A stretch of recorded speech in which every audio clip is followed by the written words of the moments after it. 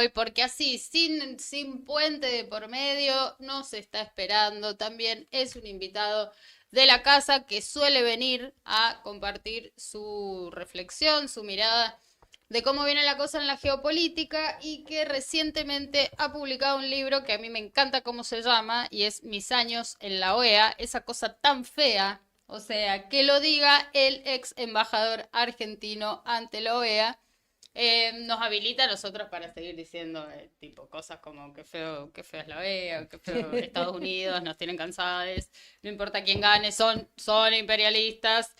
Así que le vamos a dar la bienvenida a Carlos Raimundi. Muchas gracias, Carlos. Yo creo que ya estás en pantalla, Sí. mira, así nomás te invitamos a seguir con el análisis que arrancó con una mirada muy general, con una mirada o un contexto sistémico de qué implica el resultado de esta elección y algunos escenarios planteados por Lucas Aguilera, pero que también nos interesa conversar con vos tu mirada sobre las implicancias para nuestra América, por qué no la relación Estados Unidos-Argentina a partir de esta victoria tan rotunda del Partido Republicano, evidentemente hegemonizado también políticamente por esa fracción comandada por Trump, ¿no? Sí, bueno, son muchas cosas. Vení, acércate un poquito al mic, por Sí, favor. son muchas cosas juntas Sí, ¿por dónde y arrancamos? difíciles. Sí, primero, sí, la transformación del Partido Republicano, ¿no? Porque en su primer gobierno, Trump irrumpe como un outsider del Partido Republicano. Él tenía todas las estructuras del Partido Republicano en contra, lo que pasa que era el que captaba votos, por eso se le fueron sumando. Y ahora, después de 4 años de gobierno suyo, más 4 años en la oposición, Perdón, te voy a cortar eso, que te arrimes un me poquito más acerco al un poquito más, micrófono. está bien. El Partido Republicano Ahí va a está empezar. liderado por Trump y con la posibilidad de un Trump que no tiene chance de ser reelecto, ser continuado por una persona que comparte mucho de sus postulados, de sus estilos, pero inclusive con más radicalidad, Mm. con más juventud, como es el caso del vicepresidente, ¿no? Después estuve escuchando la última parte de Aguilera, no pude escuchar lo anterior. Y primero, lo importante es hacer este tipo de análisis después de la elección, porque yo leí varios artículos previos a la elección, que también tenían presuntuosidad de analizar el voto latino, el voto de la mujer, el voto del afrodescendiente, el voto árabe, cuánto porcentaje. Me acuerdo, uno de los artículos que me acuerdo es de Gabriel Michi, que hacía todo un análisis, ¿no? Entonces uno dice, qué impresionante esta capacidad de disección de la sociedad estadounidense. No se cumplió absolutamente nada de eso. Nada, absolutamente. Contra todos los Ninguna pronósticos. de las cosas. Entonces, estas cosas hay que analizarlas a posteriori para que realmente sirvan. Así que hay un gran fracaso de los pseudoanalistas, un gran fracaso de las encuestas, una vez más. Creo que parte del error de las encuestas tiene que ver con el componente vergonzante del voto a Trump, de gente que no lo declamó con anterioridad, no lo declaró con anterioridad.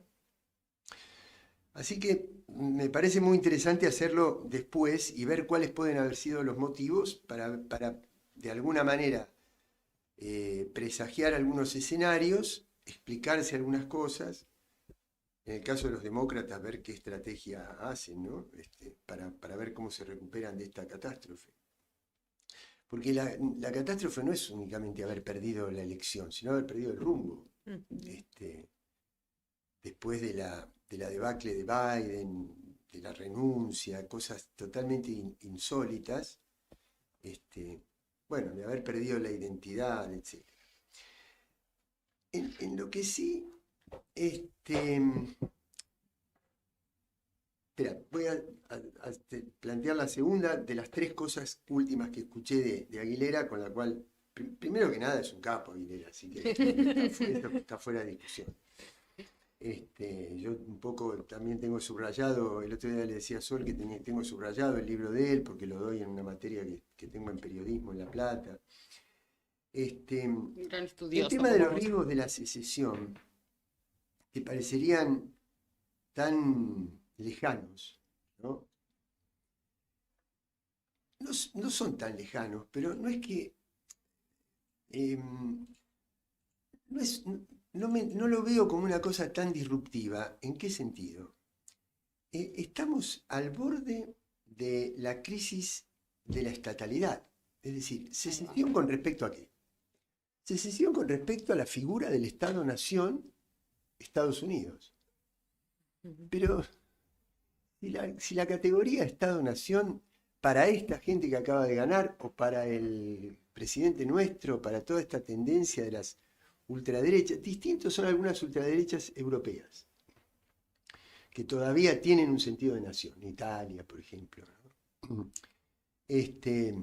Pero la ultraderecha que representa a Trump, eh, y vamos a ver, porque está este otro, no sé si lo habrán conversado con Aguilera, pero es el triunfo de Musk, el triunfo de,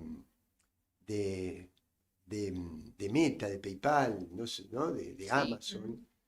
Hay algunos Sí, otros grandes magnates perdedores, ¿no? Soros, Sí. Bill Gates,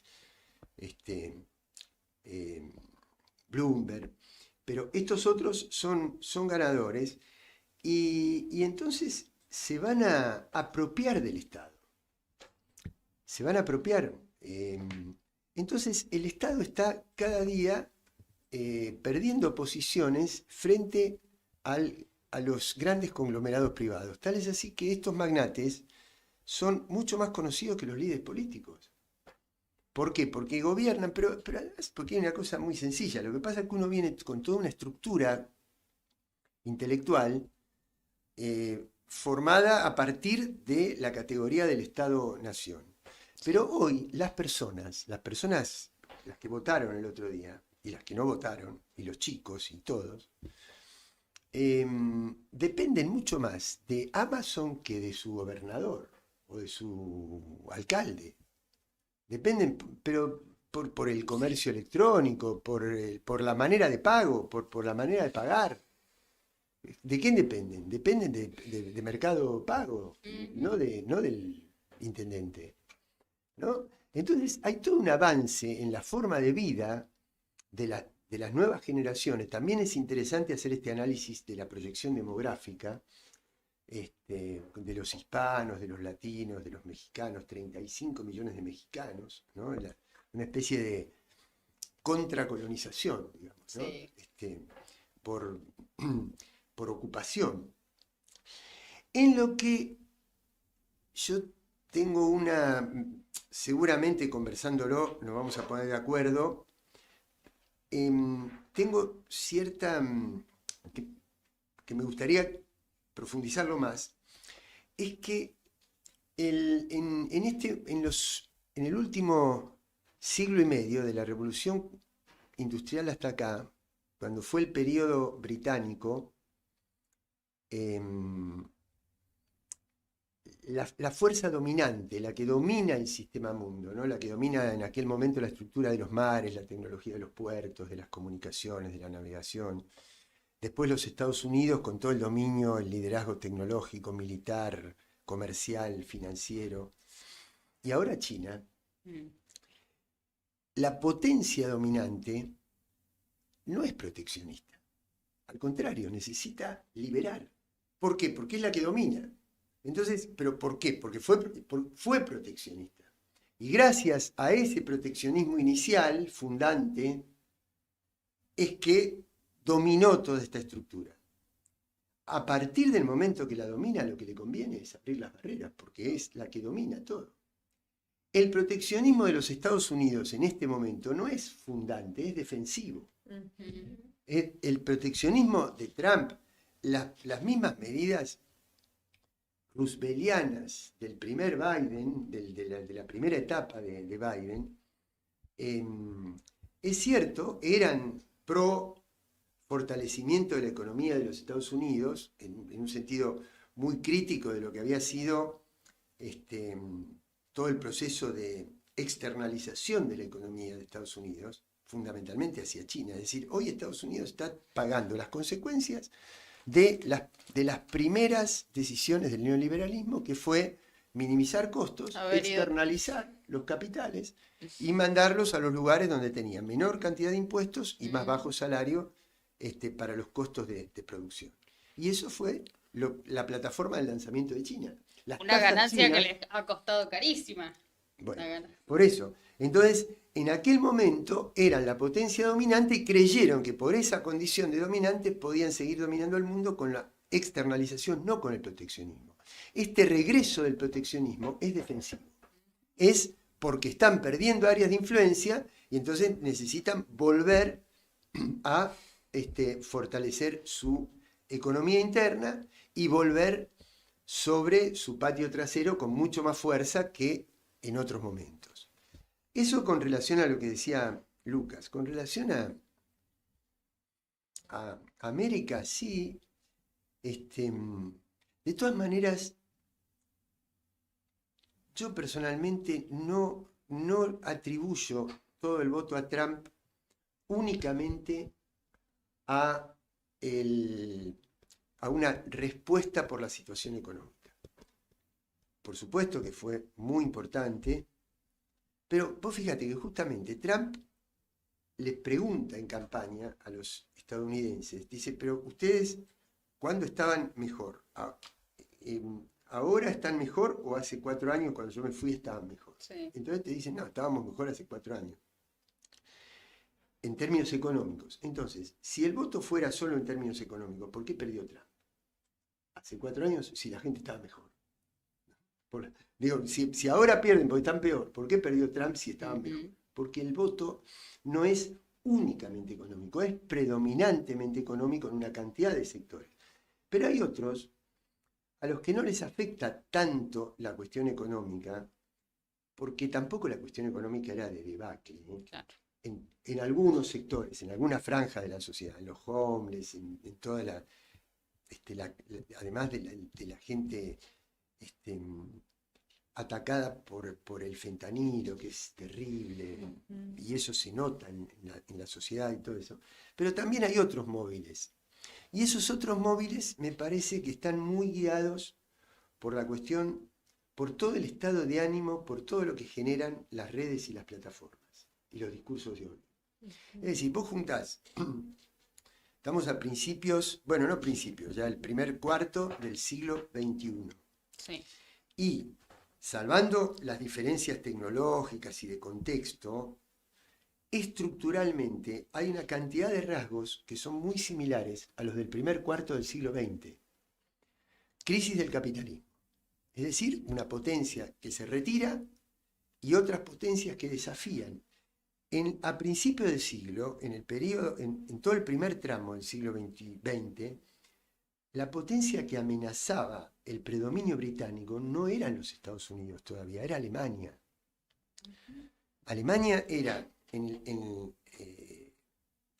cuando en toda la década del 20, del 30, inclusive en la primera guerra, cuando es sometida después del Tratado de Versalles,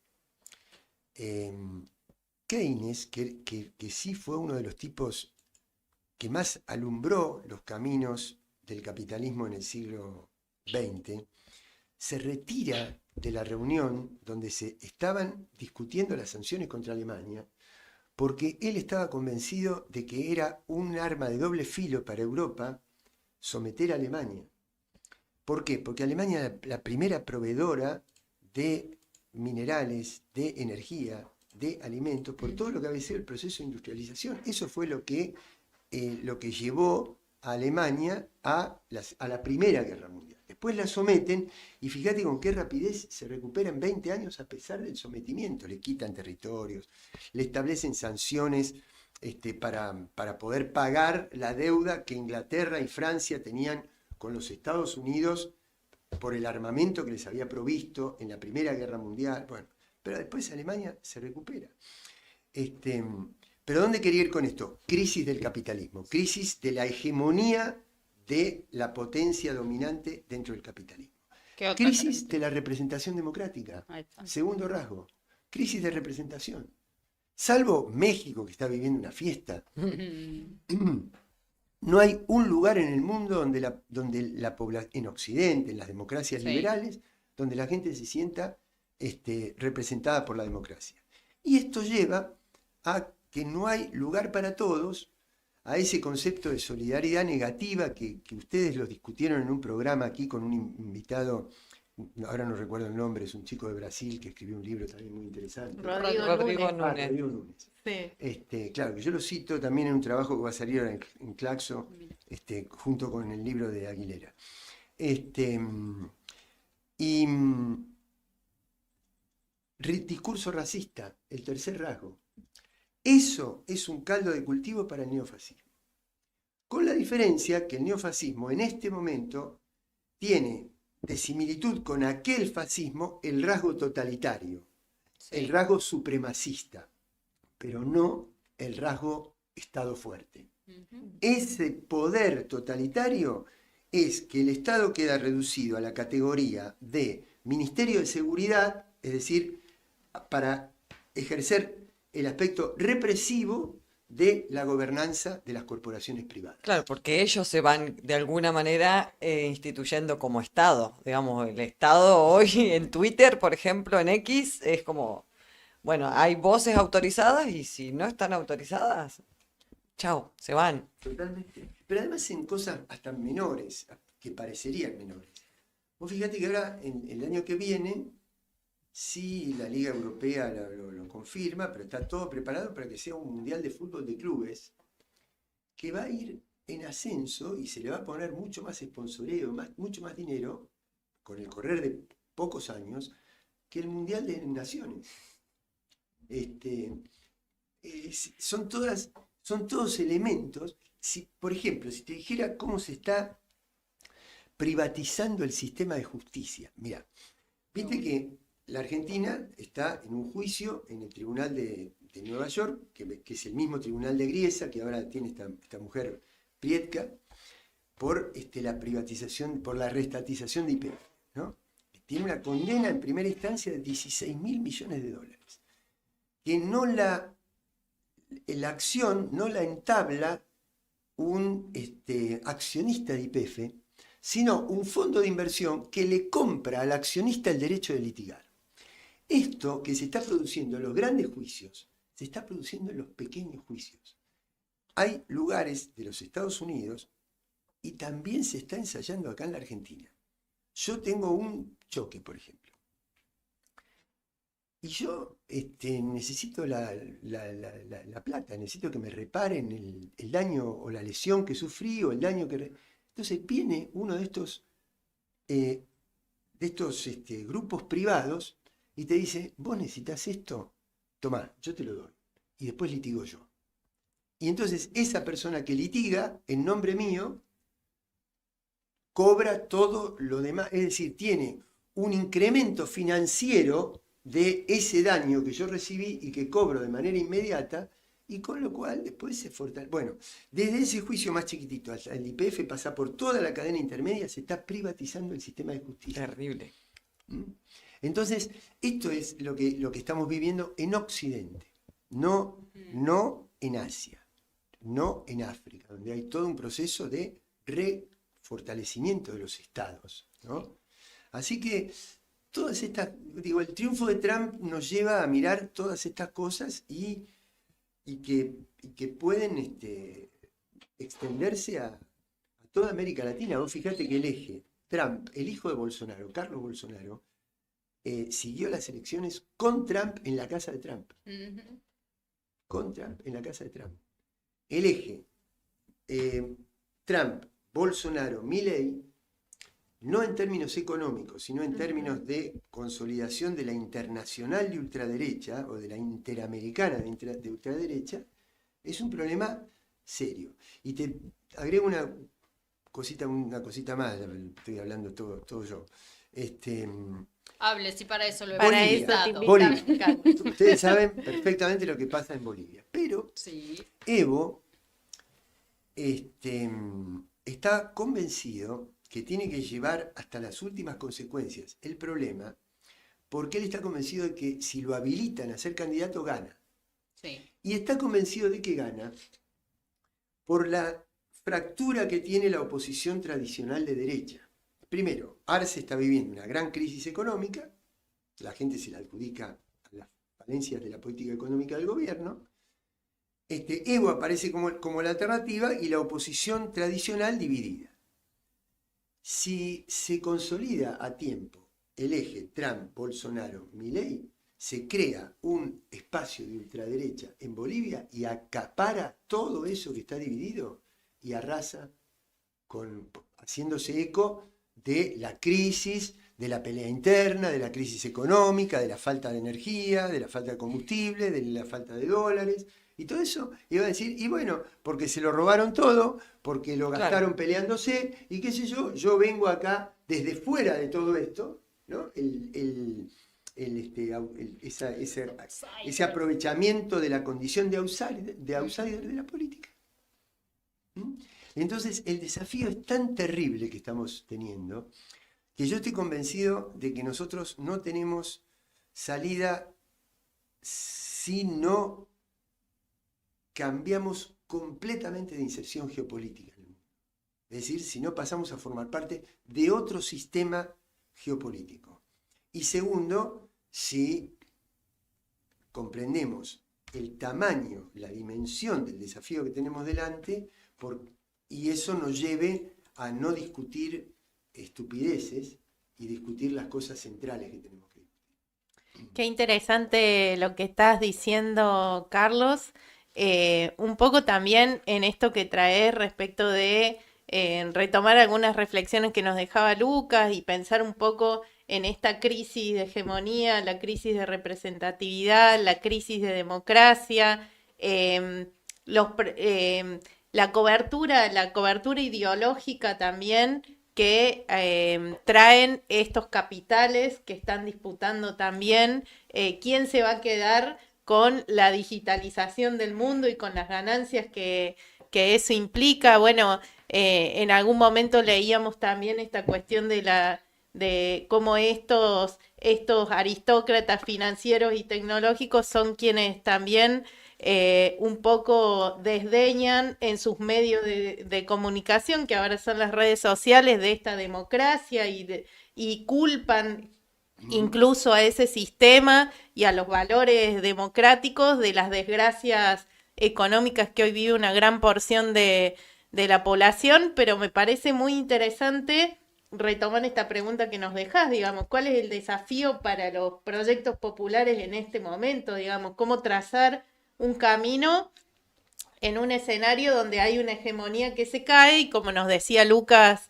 hace un rato, en algún punto eso también apertura otras cuestiones o la posibilidad de discutir otras cuestiones hoy a nivel mundial? Sí, la verdad que es difícil porque el contexto internacional viene en contra, es decir, estos mismos problemas y estas mismas crisis de representación, crisis económica, si se hubieran dado y hubieran llegado a fondo entre el año 67, 68 y 74, 75, iban a la revolución socialista. Pero hoy van a la ultraderecha, porque es la tendencia de la época, lo que Ortega llamaba la razón de nuestro tiempo. ¿Cuál es el tema de nuestro tiempo? ¿Cuál es el tema de nuestro tiempo? Y es esta disgregación, disolución social, ruptura de lazos, hiperfragmentación, ¿no? El otro día recordaba en una de las clases un documental, ese documental que se llama El dilema de las redes sociales. Ajá, sí. De los arrepentidos de Google, qué sé yo.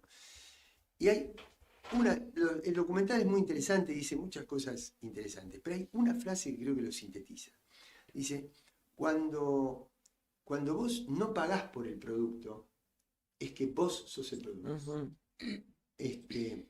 Y eso, a eso ha llegado la sociedad, al nivel máximo de mercantilización, ¿no? de subordinación, de hiperfragmentación. Y hay quienes dicen, porque todo esto ha creado una subjetividad de derecha, ¿no? Alemán la llama una subjetividad de derecha. Entonces hay quienes están tentados a pensar que si hay una subjetividad de derecha, para disputar la hegemonía, tenemos que acercarnos a la derecha. No, por el Eso sería volver, primero es un certificado de volver a fracasar en la práctica. Claro, ya nos pasó. Ya pasó. Sí, pero ya pasó, pero no está superado como que nadie No. piensa eso. No, estamos, Bueno, estamos en un entonces, complejo, Entonces, básicamente. yo, la verdad, si hay que volver a construir una especie de ala progresista del centro, no cuenten conmigo. No cuenten conmigo. No digo que yo sea muy importante, digo que yo no voy- Pero que no vas a poner Yo- tu... tratar de jugar bien en la cancha, con las reglas, con la demarcación del enemigo, no lo hago más. Hay que construir una nueva cancha, con una nueva demarcación, con una nueva regla, y dentro de esas nuevas reglas está inyectar rápidamente instituciones de poder popular a la democracia liberal. Si no hacemos eso, con esta democracia es imposible. Esta democracia está hecha a esta altura o para la derecha clásica o para que la sabotee la ultraderecha, pero no para nosotros. Ujú. A mí hay algo que, o sea, me he quedado con varios comentarios en el medio, pero pensaba esto, Lucas también planteaba sobre la radicalización y hay un planteo de García Linera que ya tiene un par de años, cuando él dice, viste, vos retomabas a Ortega recién y la razón de nuestro tiempo, y él dice, bueno, vivimos un tiempo liminal. Eso quiere decir que la crisis es tal en todas las órbitas de la vida que la salida va a ser radicalizada por derecha o radicalizada por izquierda, ¿no? Ante la pérdida de la fe en que funcionen las instituciones, porque eso es constatable en creo que en cualquier sociedad occidental, por lo menos, si hacemos ese recorte. Con la democracia ni se come, ni se vive, ni se pagan los alquileres, ni se estudia, no sucede. O sea, estamos hablando de las mayorías que se repiten en esa situación de pauperización total del trabajo y de retracción del Estado que mínimamente podía garantizar el acceso a determinados bienes o a determinadas garantías sociales que ya hace rato no, porque además estamos hablando de 40 años por lo menos, ¿no? O un poco más, no sé, según el corte. Sí. Entonces, qué interesante esto que acabas de decir, y ahí te dejo hablar, por esto de conmigo, si es por la avenida del medio o si es por la moderación, no cuenten, porque la sociedad está demandando radicalización y efectivamente las derechas están ofreciendo radicalizarse, lo cual no significa que nuestros pueblos sean de derecha, nuestros pueblos están pidiendo respuestas. Y por supuesto que la estrategia de dominación es clara y por supuesto que las derechas y las expresiones más conservadoras utilizan muy bien las redes sociales, que son, o las plataformas, son los espacios de construcción predominantes del sentido común, que no es el común, sino de quien lo impone, y no dejo de desarrollar la idea, pero me parece que está bueno pensar, no nos alcanzan las categorías del siglo XX para pensar la realidad actual y mucho menos para imaginar la realidad que queremos que sea la del bienestar de las mayorías. No nos alcanza con la moderación o parecernos al enemigo. Bueno, esa es la dimensión del problema, ¿no? No alcanza. La integración regional no se puede pensar, sí, como la pensábamos antes. El sueño de Bolívar y San Martín no es el mismo, ¿viste? Por más que lo añoremos. Totalmente. Mira, sí, retomando a García Linera, ¿no? García Linera te decía, la primera ola progresista fue virtuosa, la segunda es administrativista, es administrar lo que tenemos, la tercera tiene que ser revolucionaria. No hay alternativa, no hay medios términos. Después, hay una tendencia externa que nos excede, digamos, que es la revolución tecnológica.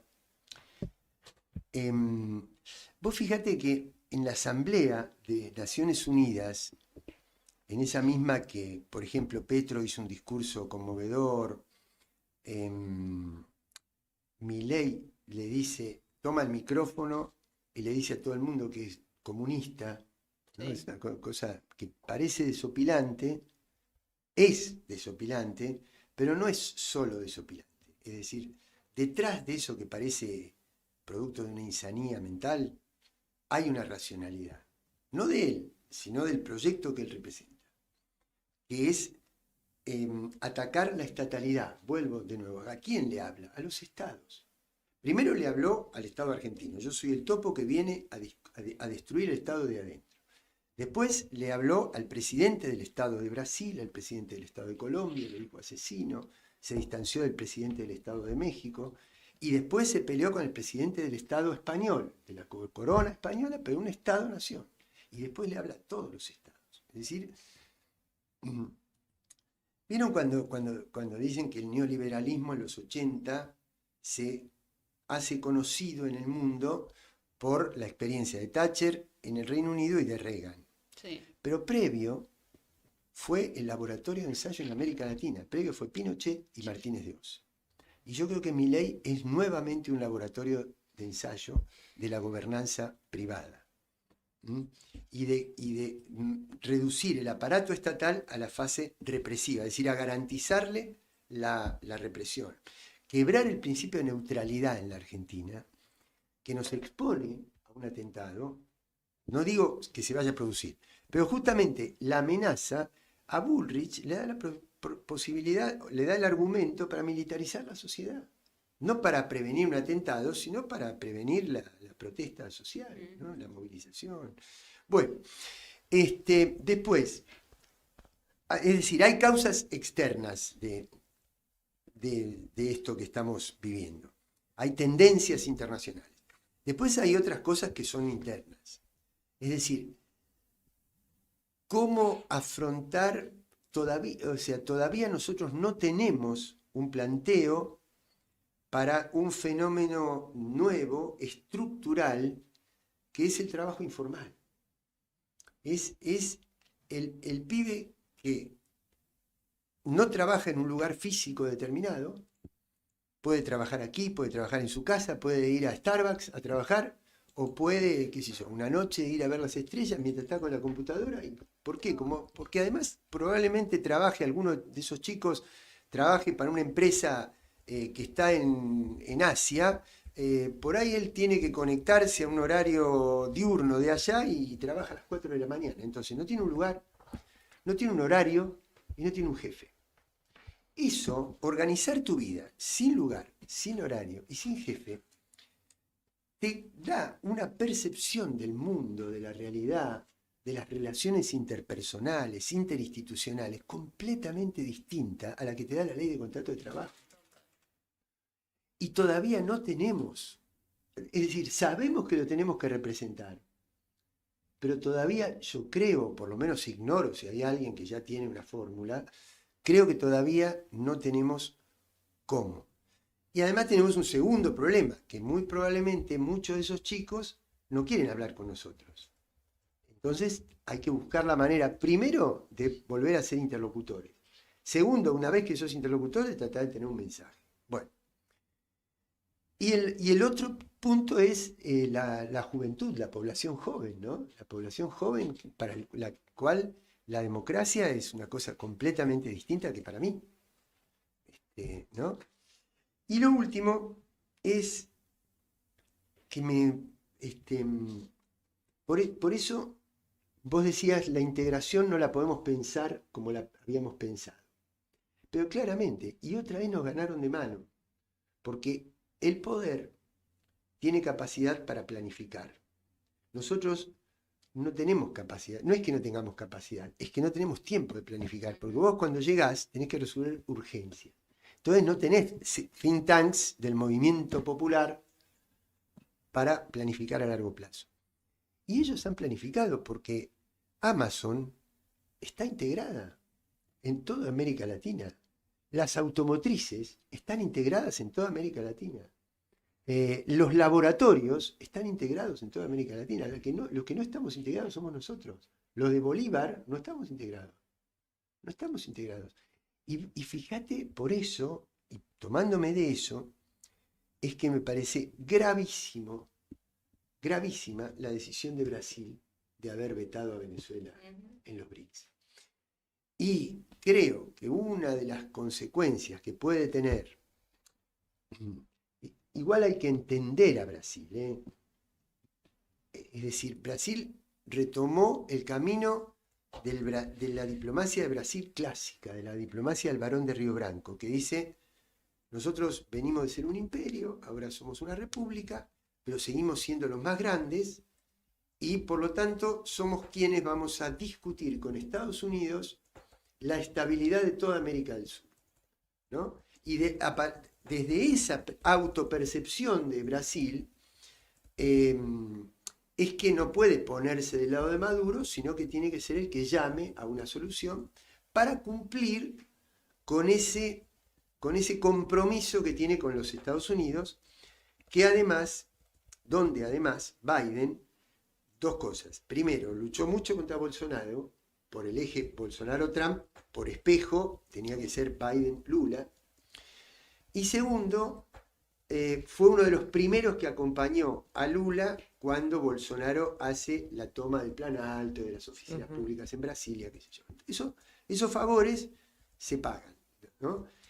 Ahora, una vez ganado Trump, creo que se corta ese vínculo y que Brasil va a necesitar justamente como un elemento de reacción frente al crecimiento, al empoderamiento de Bolsonaro, al reempoderamiento de Bolsonaro, con el paraguas que le va a ofrecer Trump, Sí. va a necesitar volver a recostarse sobre los BRICS. Y ahí entonces va a volver a ser un BRICS no solamente afroasiático, sino también latinoamericano, donde yo creo que a mediano plazo, o menos de mediano plazo, Venezuela tiene que integrarse a los BRICS. Sí queremos. No nos preguntaron a nosotros ni a vos, Igual ya evidentemente. Lula podría haberle pagado con el hecho de que no reconoció a Maduro, ya podría haber sido un pago, digamos. Pero bueno. Gran error. Vos imaginate, si Maduro, cuando nosotros hicimos Lula libre acá, Sí. no fuimos a ver la causa. Claro. No dijimos, che, Lula, decile a tu abogado que nos muestre la causa, y hasta que no nos muestre la causa, no te apoyamos. No salimos. ¿No? O a Petro, viste que ahora el Consejo Electoral le hace un juicio, nos fuimos a decirle a Petro, mostrame las boletas No, con las claro. que recibiste fondos de la campaña, porque si no, no te creo. ¿No? Hermosos ejemplos. Claro, así, sí. ojalá nos estén Solamente escuchando. ver de qué lado está uno y de qué lado está el otro, digamos, suficiente. Digamos, quiénes están, quiénes te acompañan y quiénes no. Debería bueno. ser tan fácil como eso, porque además eso, ¿no? Son errores geopolíticos que tienen un costo a mediano y largo plazo. Sí, Y lo claro. tienen para nuestros pueblos, en definitiva. Aunque los muchachos estén jugando en las grandes ligas y también representen los intereses de las grandes burguesías y de la aristocracia financiera y tecnológica global, nunca deberían olvidarse de que al menos deberían tratar de acercarse a las necesidades populares, porque si no, tampoco muy bien les va después cuando quieran reelegirse. Bueno, y esa demás. era la diferencia bueno, ¿cómo se llamaba? Que firmó el ABC con Perón. Ay, Bueno, me sale cualquier cosa. Después Sí. fue Joe Goulart al quien le hicieron el golpe en el año 64 y ahora es Lula, es decir, son los tres grandes hitos de Brasil durante el siglo XX y el siglo XXI, donde Brasil se inclinó más a una posición de integración latinoamericana y no de ponerse por encima del resto de América Latina, ¿no?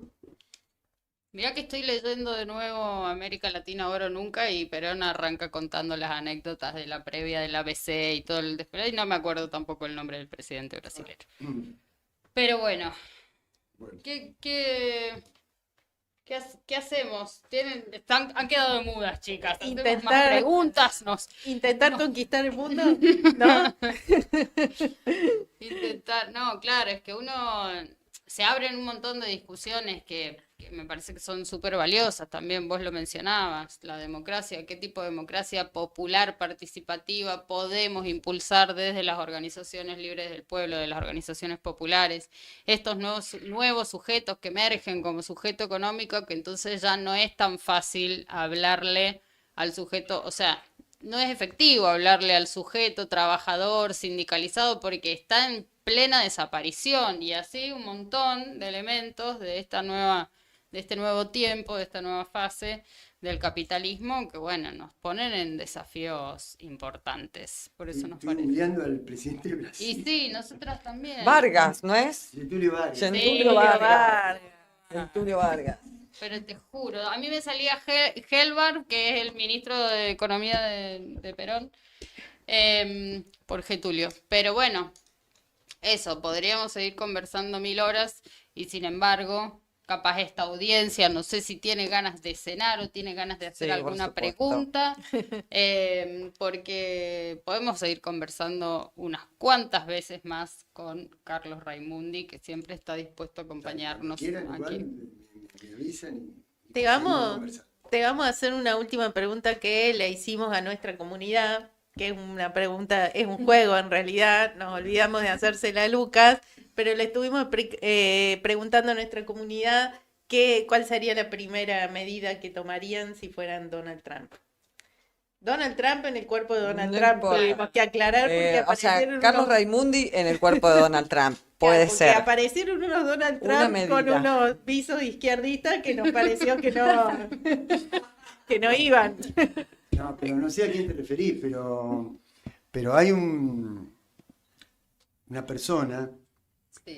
que está mucho en C5N, porque le pone mucha plata para estar en C5N, que habla mucho mejor de Villarruel que de Axel Kicillof. Sí, yo sé quién es. Es un morocho como marrón oscuro, que es una forma de decir. No, bueno, lo digo yo. Sí, bueno, es Moreno. Entonces Moreno habla bien del compañero Trump, ¿no? Del compañero Trump.